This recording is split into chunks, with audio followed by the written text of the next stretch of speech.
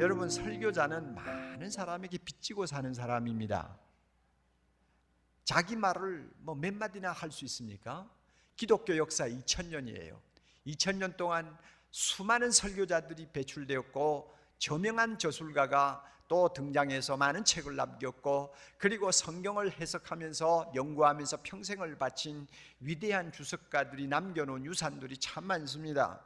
그러므로 설교자는 그 모든 분들에게 빚을 지고 사는 거예요. 그분들의 책을 읽으면서 그분들의 남겨놓은 많은 자료들을 검토하면서 이 말씀이야말로 참 은혜스러운 말씀이다, 우리 성도들이 들어야 되겠다, 우리 성도들이 이 말씀 듣고 은혜 받으면 그 영혼이 살찌고 그 영혼이 건강해질 수 있다, 이렇게 생각하고는 그 좋은 내용들을 골고루 찾아서 그걸 가슴에 안고 실험하면서 설교를 만드는 게 설교자라 그 말이에요. 그러니까 어떤 때는 남의 말을 인용할 때가 많이 있죠. 잘못된 거 아니에요. 자기가 전혀 준비하지 아니하고 남의 것을 그대로 카피해서 설교한다면 문제가 되겠죠. 만약에 어떤 설교자가 나의 설교는 나만이 해석할 수 있는 성경의 의미라고 떠든다면, 이 설교는 아무도 해본 일이 없는 오직 나만이 할 수 있는 설교라고 한다면 그 사람은 이단이에요. 그런 설교자는 존재할 수가 없어요.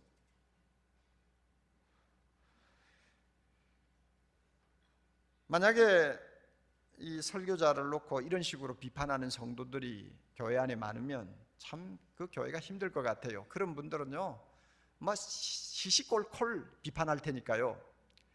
저는 예수님께서 왜 우리 보고, 자기를 따르는 제자인 우리를 보고 비판하지 말라고 하시는가 하는 것을 저는 조금 이해할 수 있을 것 같습니다.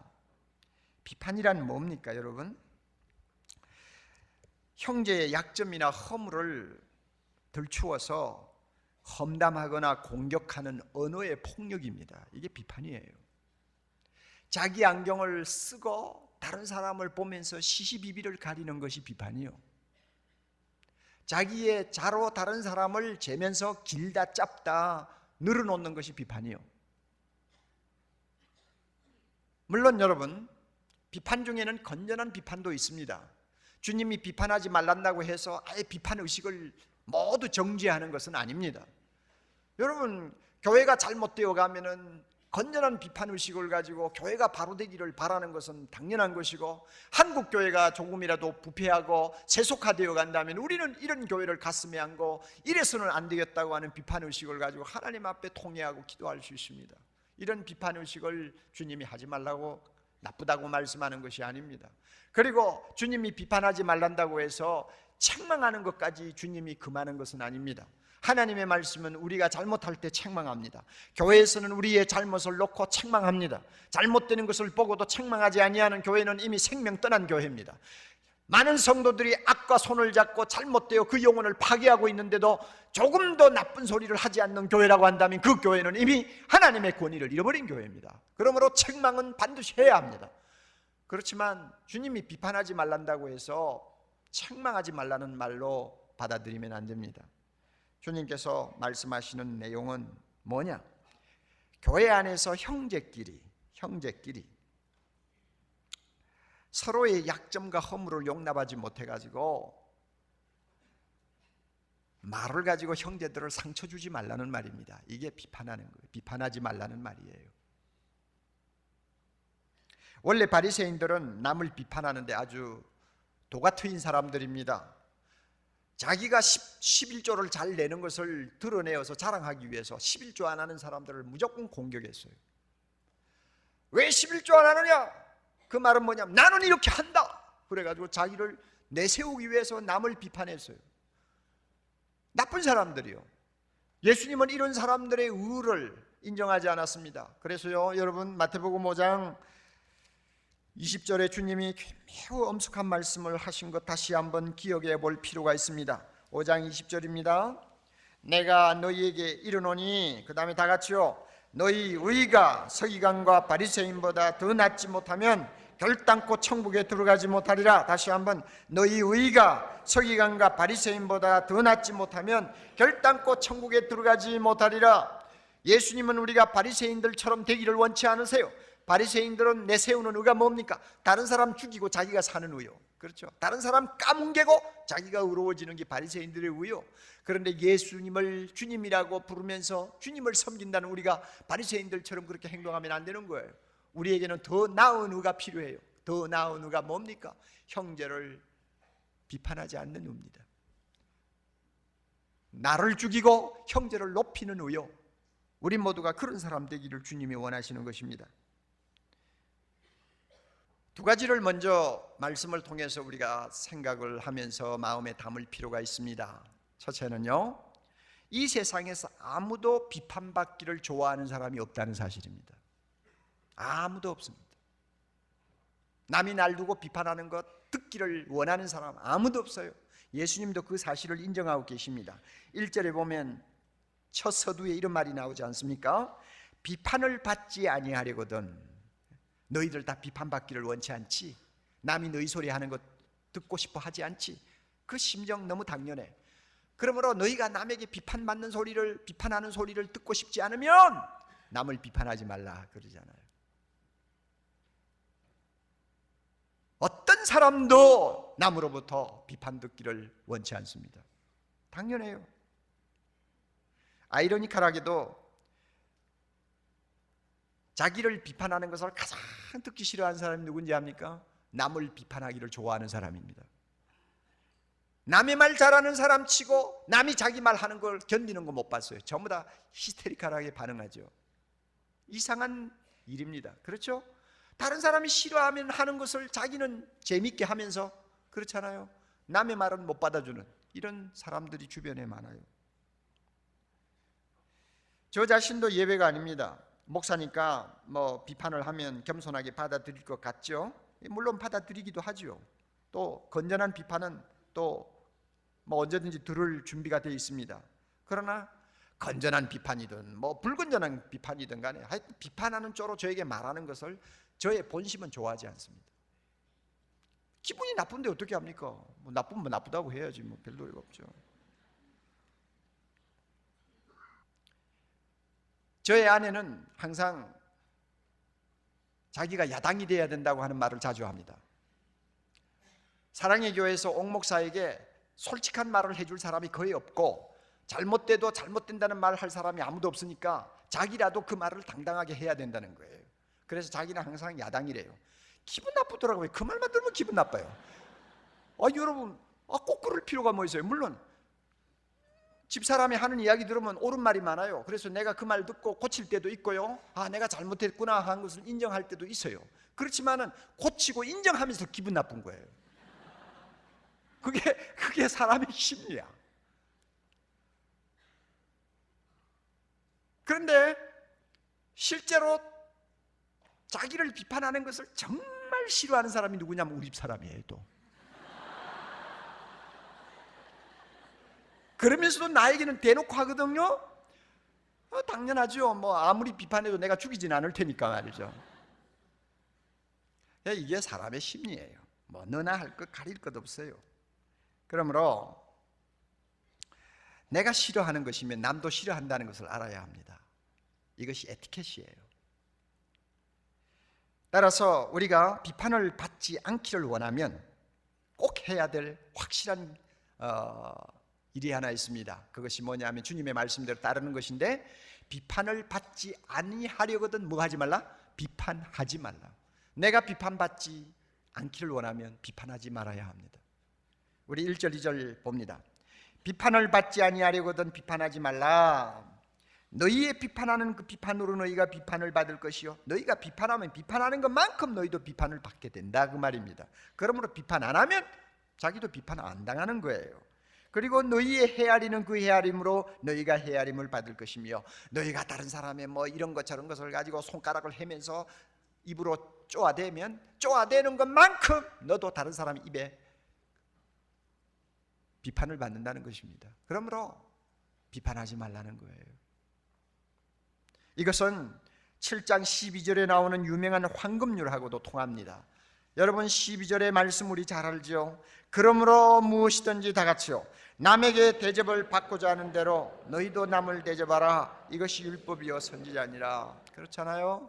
내가 비판받기를 원치 않으면 먼저 내가 남을 비판하지 말아야 돼요. 먼저 내가 대접을 할 때 내가 대접받는 것입니다. 이것을 실천해야 됩니다. 또 한 가지 우리가 좀 기억할 필요가 있습니다. 비판하는 사람은 그 자신이 지독한 모순에 빠진다는 사실입니다. 비판합니까? 벌써 자기 모순을 안고 들어가는 사람입니다. 이 사실을 예수님은 재미있는 비유로 지적하고 계십니다. 3절이에요. 어찌하여 형제의 눈 속에 있는 티는 보고 내 눈 속에 있는 들보는 깨닫지 못하느냐? 보라, 내 눈 속에 들보가 있는데 어찌하여 내 형제에게 말하기를 나로 내 눈 속에 있는 티를 빼게 하라 하겠느냐? 참 재미있는 말씀이고 기가 막힌 말씀이에요. 티와 들보, 이것은 비교가 안 됩니다. 비교할 수가 없는, 이거는 너무나 거리가 먼 사물입니다. 우리 눈은 워낙 예민해가지고 잘 보이지 않는 작은 티만 들어가도 충혈이 되고 눈물을 흘립니다. 그래서 그거 닦아내야지 그렇지 않고는 견디지를 못해요. 이게 티, 자그마한 티요. 들보가 뭡니까? 천장을 보세요. 가로질러 놓은 저 세멘트 저 썩가리가 들보요. 엄청나게 큰 거예요. 그러니까 티하고 들보, 이것은 비교가 안 되는 거예요. 그럼에도 불구하고 예수님은 조금 더 어색하지 않게 딱 갖다 비교하면서 뭐라고 말씀합니까? 비판하는 사람은 자기 눈에 들보를 가지고 있는 사람이고 비판받는 사람은 자기 눈에 티를 갖고 있는 사람이다. 어느 쪽이 더 나쁘냐? 비판하는 사람이 더 나쁘단 말이에요. 어느 정도 나쁘냐? 들보가 티보다도 1000배 만배 큰 것처럼 비판하는 사람은 비판받는 사람보다도 1000배 만배 나쁘다 하는 이야기입니다.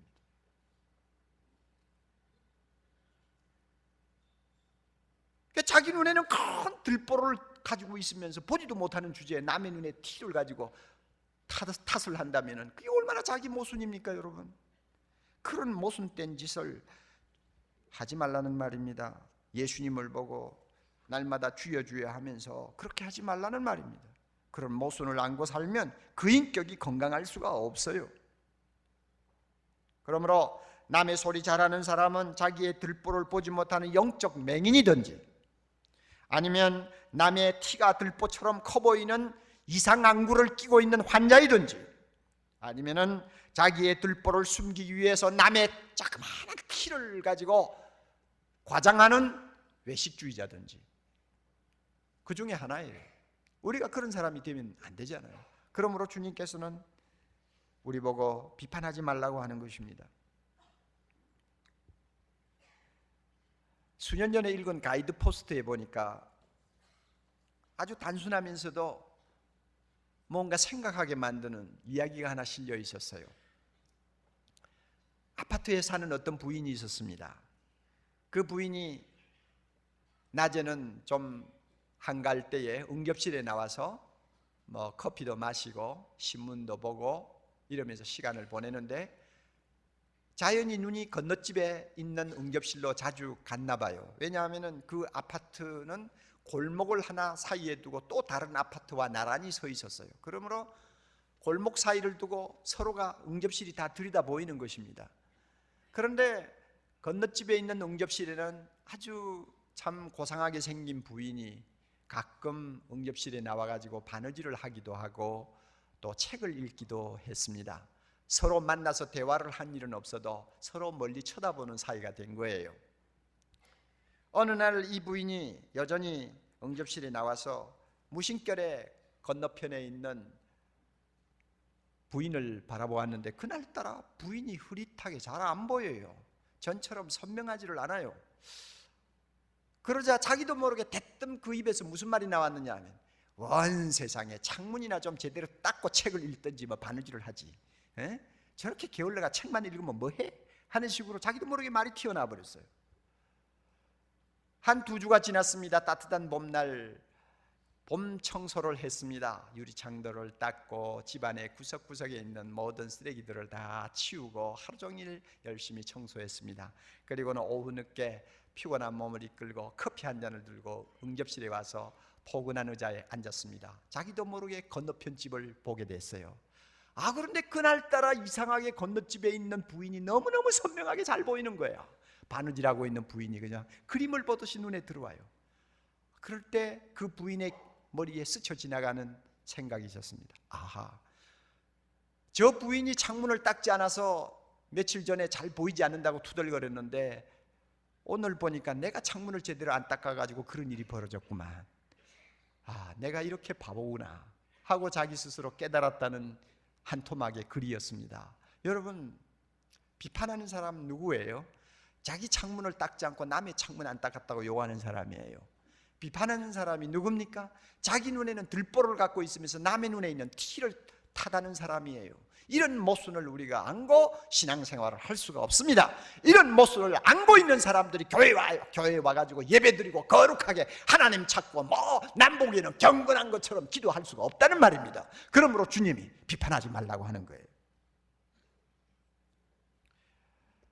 성령이 예루살렘 다락방에 임하셨을 때 거기에 앉아있는 120문도의 말을 통제했습니다. 입을 통제했습니다. 그래서 성령이 말하게 하심을 따라 하나님의 크신 일을 말하지 아니할 수 없도록 만드셨습니다. 마찬가지로 오늘도 우리 안에 거하시는 성령, 교회 안에 거하시는 성령은 우리의 입과 말을 통제하십니다. 그래서 우리가 비판합니까? 성령은 슬퍼합니다.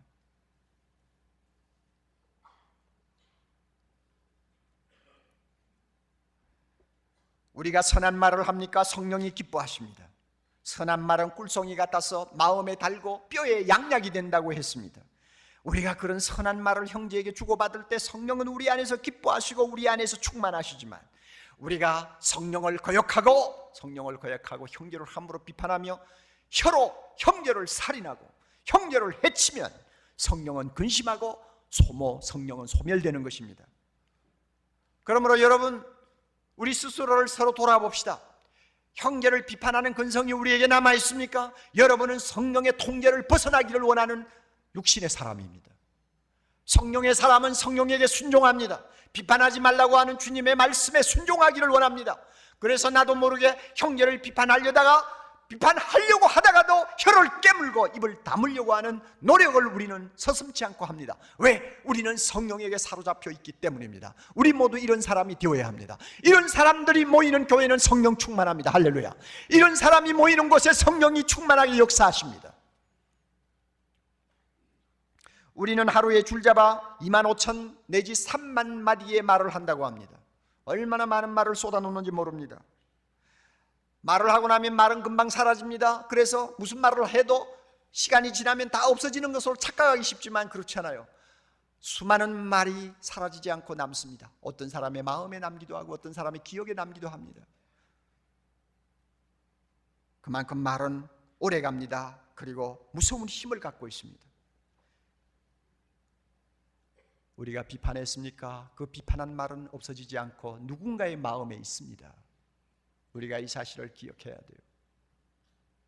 따라서 성령께서는 우리 안에 거하시면서 우리로 하여금 비판하지 않도록 항상 도와주십니다. 우선 먼저 형제를 불쌍히 여기는 마음을 우리 마음속에 계속 일으켜줍니다. 여러분 한번 생각해 보세요. 사람치고 약점이 없는 사람 어디 있어요? 비판받지 아니할 만큼 온전한 사람이 천하에 어디 있어요? 아무리 믿음이 좋고 아무리 목사고 장로고 떠들어도 여러분요, 약점이 없는 사람 어디 있어요? 허물이 없는 사람 어디 있어요? 똑같아요.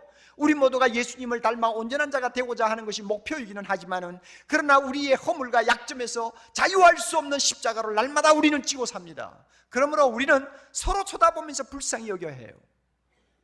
서로 불쌍히 여겨야 합니다. 에베소 4장 32절의 말씀대로 서로 인자하게 하며 서로 불쌍히 여기는 것이 우리의 자세입니다. 그래서 주님도 팔복 가운데 유명한 말씀 하나를 남겼어요.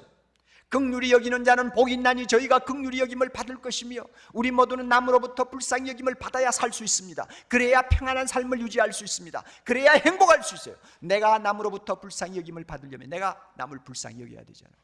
이 불쌍히 여기는 마음을 성령이 우리에게 주십니다.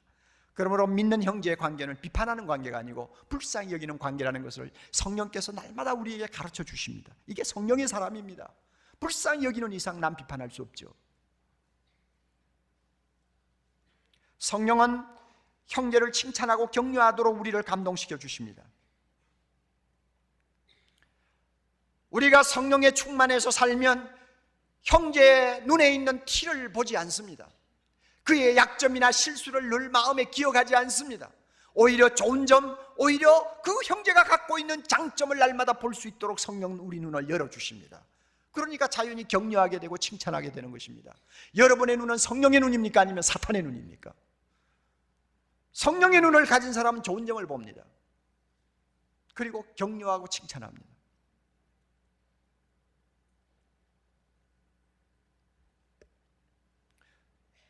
따라서 성경은 우리에게 비판을 엄하게 금하는 경우가 자주 있습니다.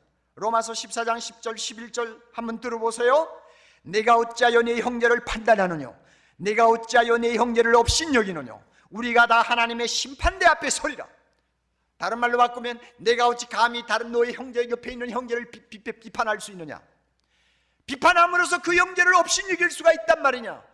우리는 다 같이 하나님의 심판대 앞에 서면 내 입으로 한 모든 말 하나하나에 대해서 하나님 앞에 심판을 받게 될 텐데, 그 형제와 네가 무슨 다른 것이 있어서 함부로 다른 형제를 비판하느냐, 그 말입니다. 그만큼 성령께서는 우리로 하여금 비판하지 못하도록 우리 혀를 통제하고 계십니다. 우리는 이 통제에 겸손하게 순종하면서 우리는 따라가야 할 것입니다. 사랑하는 형제자매 여러분, 우리 모두가 오늘 이 시간 하나님 앞에 예배드리고 돌아갑니다. 성령의 사람 될 수 있기를 바랍니다. 성령의 사람은 형제를 불쌍히 여깁니다. 성령의 사람은 형제의 좋은 점을 봅니다. 성령의 사람은 형제를 격려하고 칭찬할지언정 비판하려고 하지 않습니다. 이럴 때 성령이 우리 안에서 기뻐하시면서 우리 안에서 충만할 수 있습니다. 이것은 우리 자신의 행복을 위해서도 너무나 소중한 것입니다. 성령이 우리 안에서 근심하고 탄식하면 우리는 불행할 수밖에 없습니다. 아무리 세상의 것 다 가지고 살아도요, 우리 안에 거하시는 성령이 늘 근심하고 탄식하신다면 우리는 영적으로 절대 행복할 수가 없습니다. 그러나 내 안에 계시는 성령이 기뻐하신다면 그 기쁨은 나에게 행복으로 전달됩니다. 여러분, 성령의 사람 되시기를 바랍니다. 이 세상은 너무나 잔인합니다. 날마다 혀에서 나오는 말 몇 마디로 얼마나 많은 사람이 다치고 죽는지 모릅니다. 칼에 맞아 죽는 사람보다도 혀에서 나오는 말에 맞아 죽는 사람이 몇십 배, 몇백 배로 더 많은 것이 이 세상입니다. 이런 세상에서 우리가 어떻게 기뻐하며 살 수 있을까요? 어떻게 서로 의지하고 살 수 있을까요? 어떻게 우리가 서로 행복을 나누면서 살 수 있을까요? 어디서 이 행복을 우리가 소유할 수 있을까요? 교회밖에 없습니다. 교회밖에 없어요. 교회는 성령의 공동체입니다. 성령의 공동체이기 때문에 형제를 비판하는 사람들이 모이는 곳이 아닙니다.